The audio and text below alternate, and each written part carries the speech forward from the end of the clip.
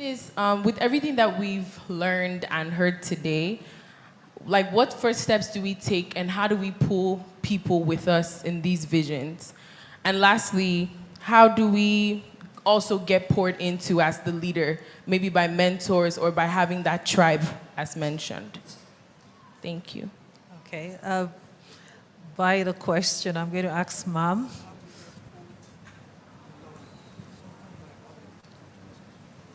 Yes, Ma'am. Look, you're going to pull people into your vision based on what the vision is. And you must first determine what your actual need is. Okay, and when you determine what, you can't hear. It's supposed to be. Okay, can we increase the volume? Yeah. Hello? Can you hear me now? Okay, thank you. So you're going to pull people into your vision once you define the vision. Now, there's something we tend to do here as entrepreneurs. When we know what we want to do, we tend to take along people that are available. But that's always expensive. What you want to do is define the roles that are required in your vision without anybody in mind. When you define the roles, you interview, whether it's available or other people from outside, you interview them to meet who you have defined that you need. And if they don't, be nice and kind to them, but don't take them. And you find your right people. That helps you to build faster. It also helps you to build in a more stable way. Now, that you get pulled into other people's vision is also about if you fit into their vision. Now, can you be pulled up by your mentors like you asked? Yes, in different ways. Your mentors can be facilitators. They can open doors for you sometimes because they recommend you to people based on your performance. I have a lot of mentees. I work with a lot of people. However, I can only give an honest opinion, which means I can help you to be the best of you, but I'll only push you on somebody else because I know you're the right person for them. And that is the best way your mentor can help you. Because sometimes we force you into incompetence by pushing you forward into things where you will fail.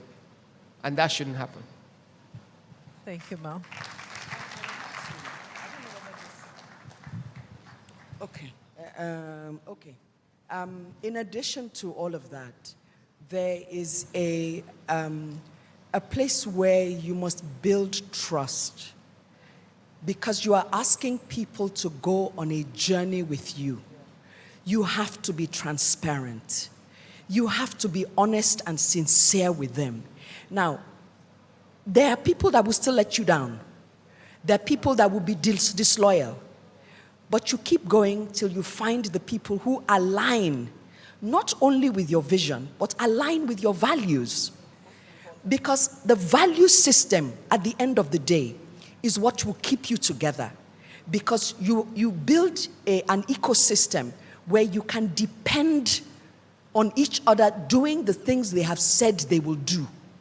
Otherwise, you will have a say-do ratio that is wide. I'm saying one thing to you, but I'm doing something else. And that doesn't build trust. So you must, as the business owner, proprietor, CEO, you must build trust. It's very important. All right, sorry, I just wanted to add to what she said in terms of as the owner. I think one of the work that you also have to do is that clarity of where you're going and the problem you're solving. Because when you now bring in the people that have the same value, it can be very frustrating if you as a founder, you're not even sure, right? So that clarity always helps. And you begin to build an army whenever they are thinking of, we're doing this because of this.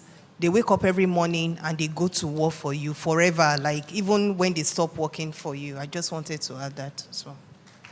Thank you. Number 2, please. Please stand so they can see you. Thank you. Good afternoon, everybody. My question is, as a multi-potentialite, so people that have various interests.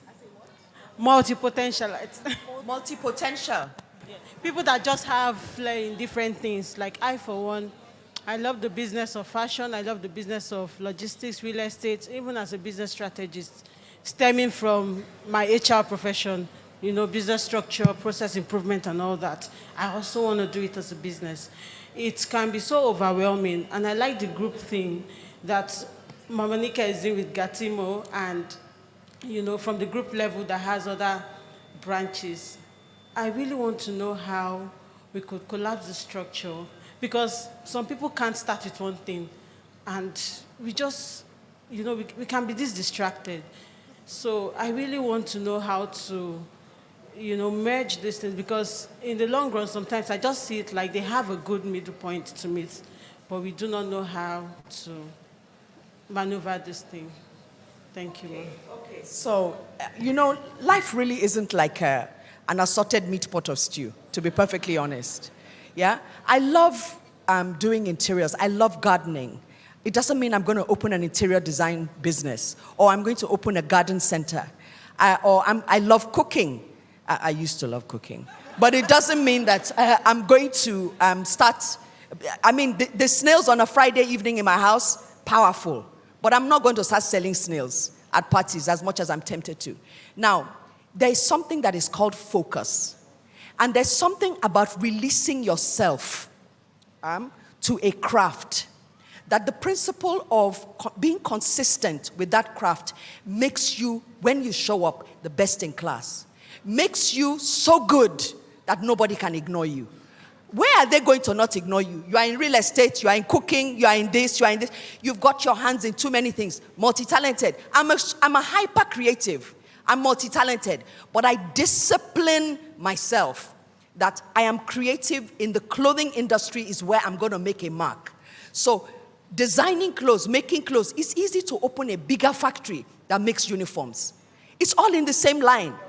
And it's all in the same industry. If I now go and open a kitchen, cooking, they'll still be blind.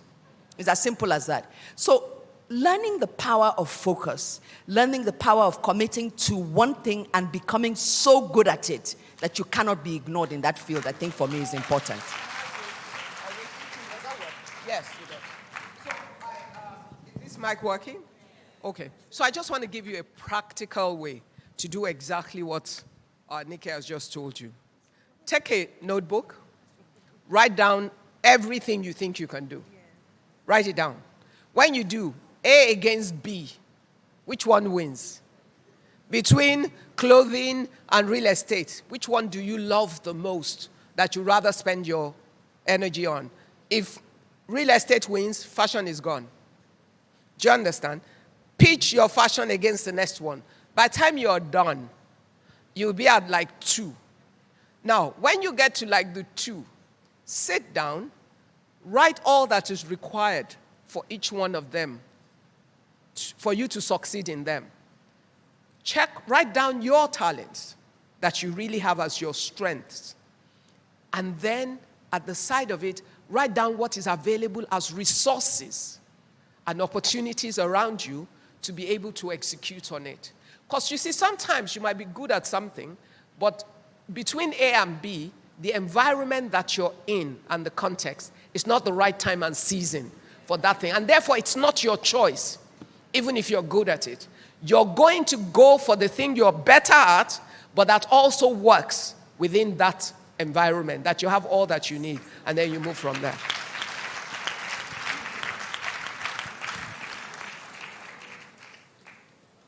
Number 3. You stayed in one corner. That way from 5 to 10. Thank you so much for this opportunity. I'll just like to ask, how do you balance or manage working for someone like a career sector and doing your thing, something you, like your dream, something you really want to do, like as a startup business, as an entrepreneur? How do you manage, how do you balance it, working with some, because the time it might feel like, okay, you're putting in so much into someone's business that you don't even have the time to do what you really want to do.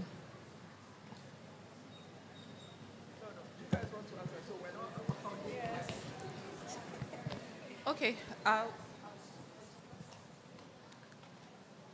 I think the first step is, sometimes people make the mistake of saying, I want to start my own thing, and so they become sloppy at someone else's thing.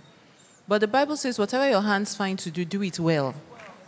When you are faithful in somebody's thing, yours will fall into place. Now, I'll give you a practical example. I've known people who have been in corporate and are starting their business. What you need to recognize is, first of all, are you ready for it? Because if you think that your CEO or the director, they're just making money, I'm working for them, there are lots of things that are behind the scenes you don't know. There are a lot of things they're dealing with, but because your salary is complete at the end of the day, you don't really understand and you think you can do it. So the first thing is, have you learned what you need to learn to stand on your own? And if you have and you're at that stage, then you recognize there's something Auntie Bukun talks about, seasons. You can have it all, but not at the same time. If you're building a business and you're working, then you need to recognize that probably in that season, you will not have a life. So you finish your 9 to 5 and you work on your thing at night. Would that mean you sleeping at 1 a.m.? Yes, but you need to get up at 5 a.m. and go to your job that is paying your bills. So first thing, be to thine own self be true, as they've said. Are you ready? Don't deceive yourself. Are you ready? If you are ready, then realize it's a season, you have a price to pay, and you will spend time building until you are ready to step out and start.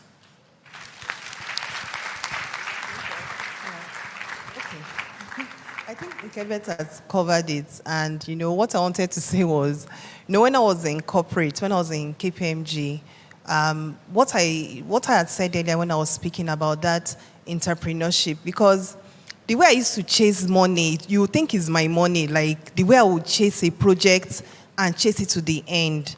And then being good in that one thing, like they said, when I knew the customer was my thing, there was no way. I wanted it to be that if you're talking about customer strategy, just call Bode, because I took my time, do you understand, and sold that for the firm.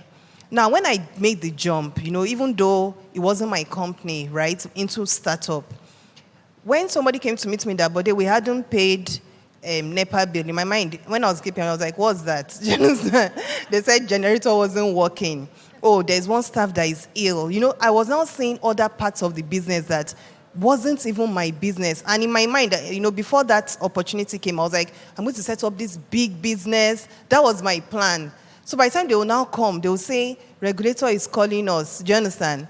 At midnight, this business is going to go, oh, you are on your knees praying. So there are many things that exposed me to. And even when I made the switch, I handled that as if it was my life and my business. Because you are replicating and completing yourself for what Nkebet said, when the season comes. You will see that you've done like a microsome of being a business owner in where you have been. So you just come and you're like, so, we did a project and I'm like, oh, this is what we do, because you know what to do, because you've, touched 360 degrees. So it takes time and there's a lot that is involved. Do you understand? So I'm asking, are you ready? So you keep asking yourself that question.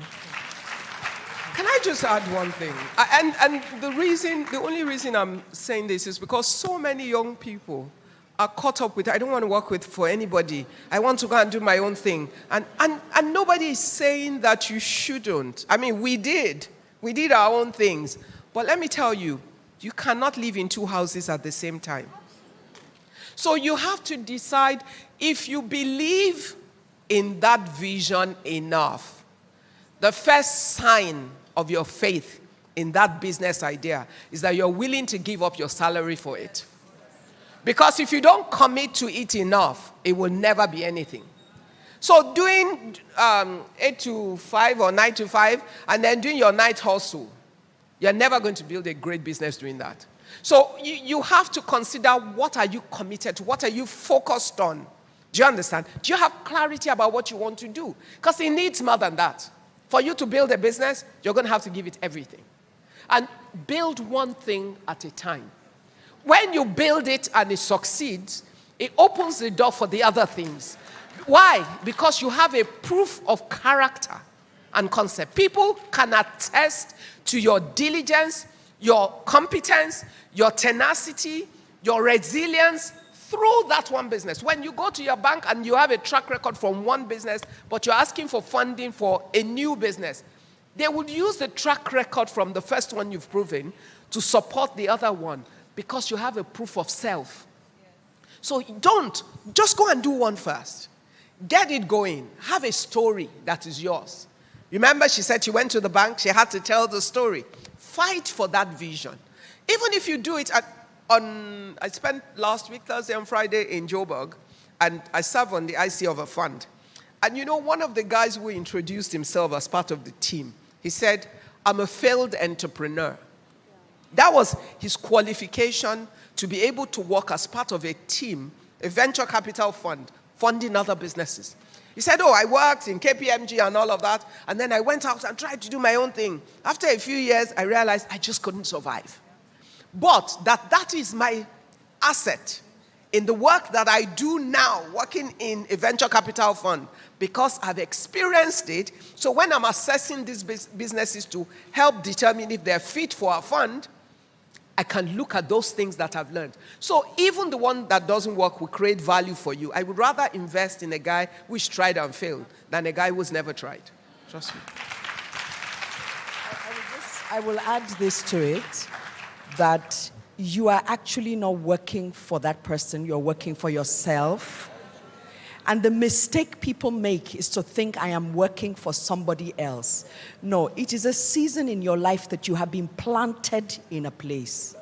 And being planted in a place means that you are going to have to serve and know what it means to serve. Because if you cannot serve, there's going to be a problem.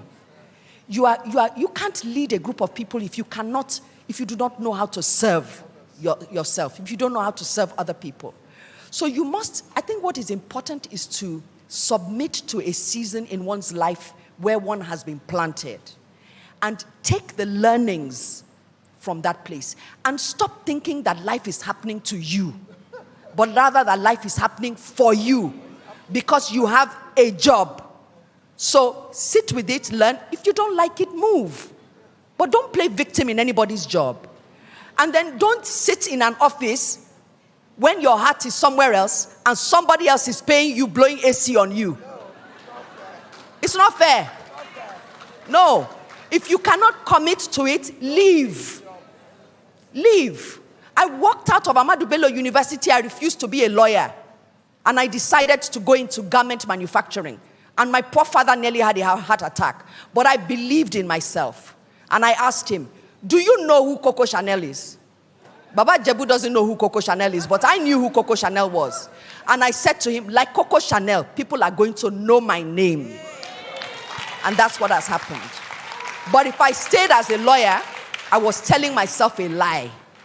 Because unto thine own self be true.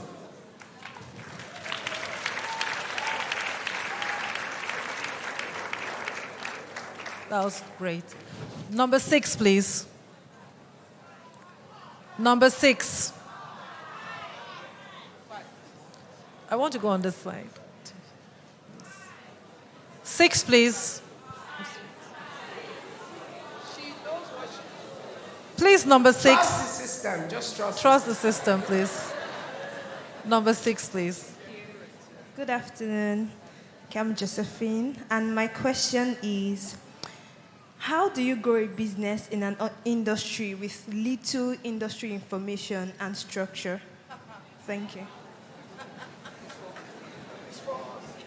This is an entrepreneurial crowd. Okay, all right. How do you grow a business in a place with little information? You go and search for the information. I mean, you're asking a primary school question.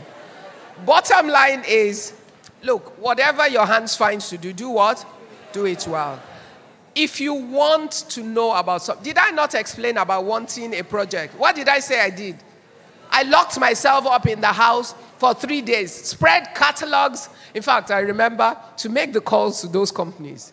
Then we didn't have mobile phone. At Adeniro Ogusoya, they used to have the Nitel office. You would go and queue at the Nitel office, and I was calling all the international companies I wanted to make the contact with to get information or access to go and visit them in order to have the information to make that presentation. You do the work. You don't get the value without the work. So if you don't have the information, go and first educate yourself, empower yourself. In fact, please, if you can find a way to do tutelage, internship, go and intern for free if that's what you need to get the knowledge that you require for the business that you... If you go and work for Nike because you are interested in fashion, that's a smart move. Why? You're interested in fashion, there's a fashion entrepreneur. Because there, you will learn about the business, but you're serving. In the place of service, you're learning industry secrets. Every industry has its secrets. So even if you learn the academic way, you need the industry behind the scene. Then if you need the knowledge to move it, go to like Lagos Business School, Enterprise Development Center. Find out which programs they have related to the industry. Even if they don't have, during the program, you will find cases within industries that will inform you. Education is power. Knowledge is key if you want to succeed as an entrepreneur. You can't make right decisions without the right information. You will not be able to compete if you're not on top of your game with knowledge. It has to be here. Where? At your fingertips. Thank you. I literally got in my car and drove up and down Allen Avenue, Adeniro Ogunsoya. There was no information about the children's clothing industry or about anything to do with the fashion industry. There was no data. Yeah? All I knew was that I was a mother that had a need, and I identified that there were other mothers that had a need. Now, how big was this need? The need had to be bigger than what I could readily see at that time. So I went to audit what everybody else was doing or not doing. And where they failed, I set myself up as an alternative. Yeah? I used the information that I gathered as I went around those businesses to build a case and build competitive advantage for myself. Now, I couldn't rely on anybody to do that for me. I had to go and do it myself. I ended up in Balogun. Where were the clothes coming from? What were the prices they were sold at? You know, what kind of clothes did they have? What kind of clothes did I want to make? What was my vision? You know, you test, you challenge, you test, you challenge. It's a never-ending process. That is life. So don't wait for things to come to you. Go out and get them if you want it that badly. In fact, let me tell you a story. When we started the furniture production, I remember my team, and I had 27, 28 workers, all men. I was a girl. I was in my 20s. So as far as I was concerned, I was younger than everybody that worked for me. Now, I studied chemistry, so I understand chemicals and mixing things. They would argue with me about spraying, the mixing of the spraying and how it will work. And even though I had never sprayed anything before in my life, I will argue back and insist on what I wanted. Why? Because I had ensured first, drawn on my chemistry degree, but also based on, I only worked 3.5 months in a furniture company before I started my own furniture company. But what I learned in those 3.5 months added to my curiosity and insistence, continuous education of myself was what helped me. And the other part is you must learn to trust the skills of others, which means the part you do not know, you have hired. When you hire them, you must use their talent by empowering them. And then you let their skills and their knowledge work for you. That moves you further. Thank you. Please, I'll read from this. It says, how do you know you are actually working your vision and mission if you have already failed so many other times?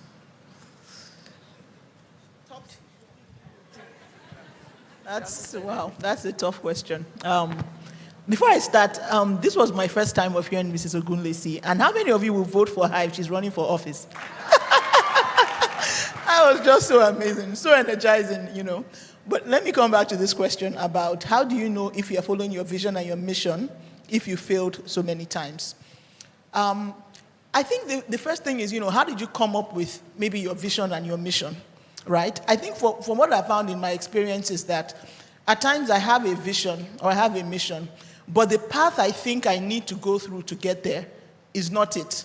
And I'll give an example just to make it practical. When I left school, I wanted to do consulting. That was my plan.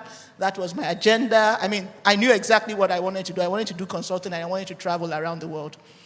Leaving school, I applied to consulting firms, first from undergrad. I applied to Accenture. They weren't hiring at the time. And in the process of that, I went to work with IBM as a software engineer, which was not in my plan at all. But I was like, okay, this sounds interesting. And since what I wanted wasn't happening, so I went there. Now, after that, I went to grad school. And in grad school, I found out about McKinsey & Company. And I said, that is the company I have to work for.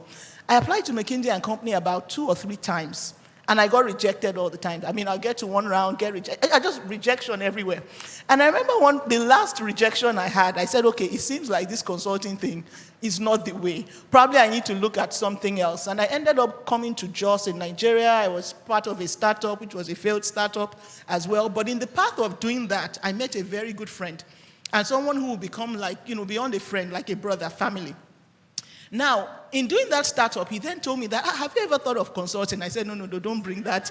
Do not bring this consulting story again. I've moved on. It is well. I've reconciled. It is not for me. And he's like, no, I think you'll be great in consulting and so on and so forth. Anyway, long story short, he convinces me to reapply. He says, no, he's sending my CV. In that 4th time of applying, I got an offer. And I didn't even get an offer. It's a whole long story. In fact, it's a miraculous story. I didn't even get an offer for the entry level I was applying for, but for the level up. I didn't even know that was what I was interviewing for at the time. Now, what am I trying to say is that I had a vision that I wanted to be a consultant. I knew that I wanted, and the reason I wanted to be a consultant was that I wanted to learn. Actually, I wanted to learn that diversity of learning. And when you knock on a door so many times, after having done your best, and the door is still shut, you step back and say, okay, in what other ways can I also still have that diversity of learning? At that point in time, doing a startup was my opportunity to still have that diversity of learning, right? But when the opportunity came up again, I tried. So I guess what I'm trying to say is, how do you know your vision and mission is the same? I think you need to know what your vision is. Do you understand? But the path there might change. It might not only be one path. And seasons as well. In this season, in one season, consulting was not working for me. In another season, the door opened up. And you have to be able to recognize that. Sorry, I just wanted to add that I think the person said something about failures many times, right? That was the question? Yeah. Because the definition of failure, after being an entrepreneur and working with grit and in the sand, you find out that sometimes maybe you should go back and what you are defining as failure. That's it. Because sometimes we come out, right? We push, you see us say, oh, we're breaking new ground. But the difference between surviving the next day and the next day, you don't even know where you're going to pay salaries from. You don't even know, behind the closed doors, it's a death situation, right? Something somebody might define as failure. But when you're resilient and you know that anchor, and you're like, why are we doing this business? You go again. You think about it again. You ponder upon it again. There are always many paths. So I'm saying go back to what you're calling many failures, right? Because it may be that you've put up the white flag before the ship has sunk. Because there are many ships sinking, but you always find that anchor to bring it back up. And it may not even be what you're thinking about. It may be something that it may be relevant as related. Somebody talked about patterns. She said she went to the bank many times. I understand what she was saying, because every time you come back, you're like, what did we do wrong, right? So go back, look at that, what you're calling failure, redefine it and say, did I give up earlier? Get more knowledge and keep at it. That's what I wanted to add. Thank you so much. We're really out of time, but I'll just take one question, just this one. This is the last. I'm so sorry for everyone else that will be unable to take your question at this time. This is someone in career. He says, how do you handle exclusion or being treated unjustly in an organization because of my values? Yeah, so that's why I said we must take this one. Look, life happens. Okay? Life happens. But if you understand what value you're fighting for, when whatever happens, injustice or any action, you know, for those who are Christians, the Bible says you will know the truth, and the truth will set you free. You might be angry, but you would have peace because of the truth that you know.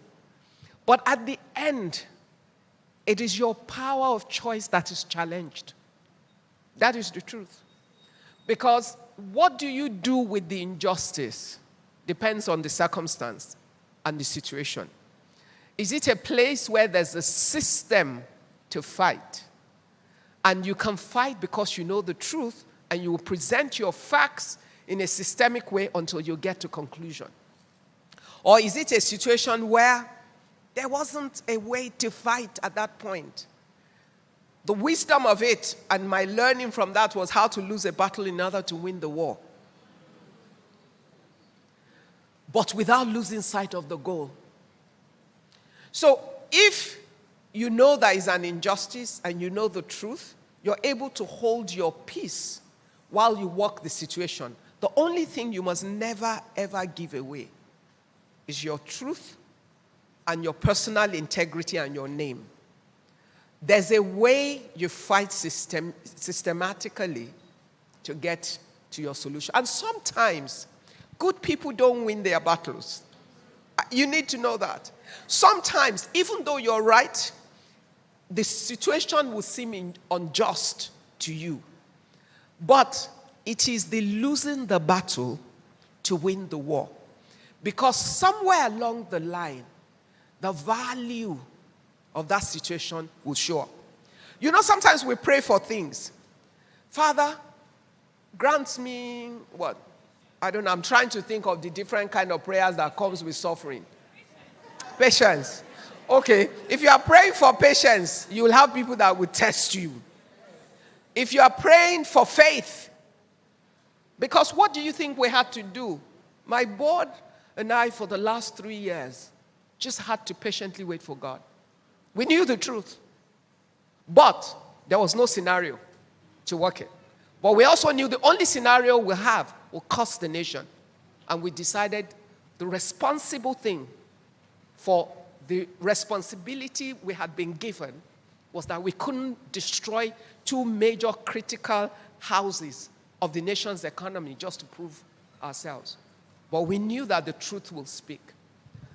Spoke first with the guy in Abuja, and then in the last 1 week or 2 weeks, he spoke concerning the guy in Lagos. Let me tell you something.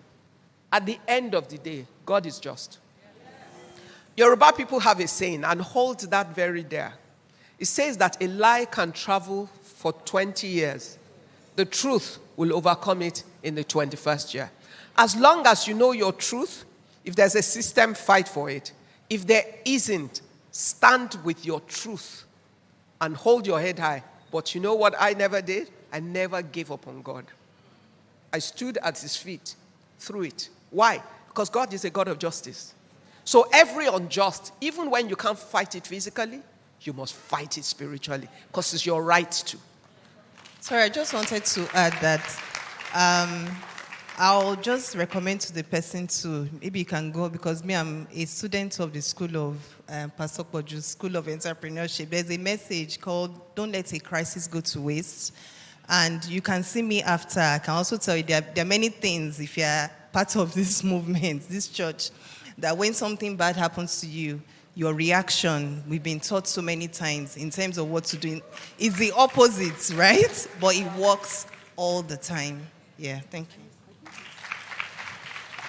I also believe that it's actually learning not to be reactionary, to be intentional about the responses that you give, because you will hold yourself accountable and responsible for the choices that you make in the micro moments of that storm. so that it doesn't have a negative impact on you. You learn to calm, and you learn to watch other people have their dance in the sun, because yours will come. Move. One more thing, just one last thing. Do not move until you can see your path to victory. Don't. Because most likely you will destroy things. Please, let's celebrate our guests. Let's celebrate them. I think we ought to stand. Please, everyone be seated. Please sit. And we'll allow our guests to do something, because we're women. And one of the things that I find with women is that we are always giving. And we are so giving. And I want you to wake up every day. I want you to stand up, please. I want you to rise. Yes, I would like you to. I do this when I talk to small groups of women. And I want you to place your right hand on your heart. You are a vessel that gives. You are a vessel that nurtures. And you need nurturing. And you need to remind yourself every day that you need nurturing. And I want you to say this, and say it like you mean it. And learn to look at your eyes in the mirror when you say it. Yes, so you say after me, I am love. I am loving. I am lovable. I am greatly loved. Thank you.